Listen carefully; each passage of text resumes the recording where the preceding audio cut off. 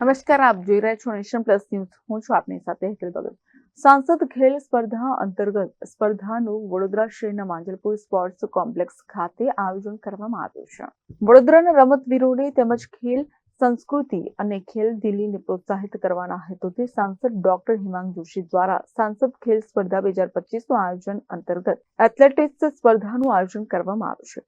વડોદરા શહેરના Manjalpur sports complex ખાતે 2 દિવસીય સાંસદ ખેલ સ્પર્ધા અંતર્ગત એથ્લેટિક્સમાં મોટી સંખ્યામાં સ્કૂલના બાળકોએ ભાગ લીધો હતો, જેમાં ખૂબ સરસ આયોજન કરવામાં આવ્યું હતું.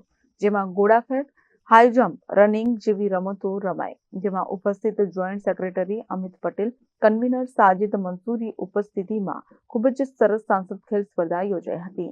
માંજલપુર ખાતે સાંસદ ખેલ સ્પર્ધાની એથ્લેટિક્સની સ્પર્ધા યોજાઈ.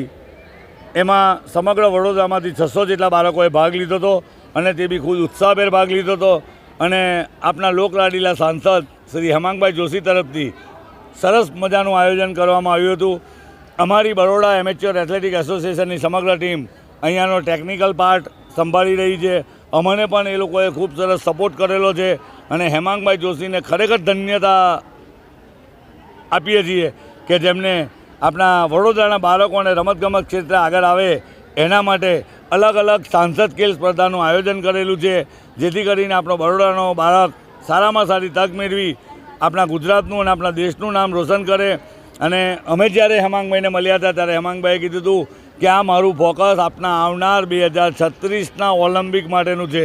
એટલી સરસ મજાની દીર્ઘદ્રષ્ટિ ધરાવનાર આપણા સાંસદ શ્રી હેમાંગભાઈને ખરેખર ધન્યવાદ આપીએ છીએ અને એમનો ખૂબ ખૂબ આભાર માનીએ છીએ. Bureau report, nation plus news, Vadodara. સમાચારોના સતત અપડેટ મેળવવા માટે અમારી નેશન પ્લસ ન્યૂઝની યુટ્યુબ ચેનલને સબસ્ક્રાઇબ કરો, બેલ આઇકન દબાવો અને જોડાયેલા રહો ફેસબુક, ઇન્સ્ટાગ્રામ અને ટ્વિટર પર.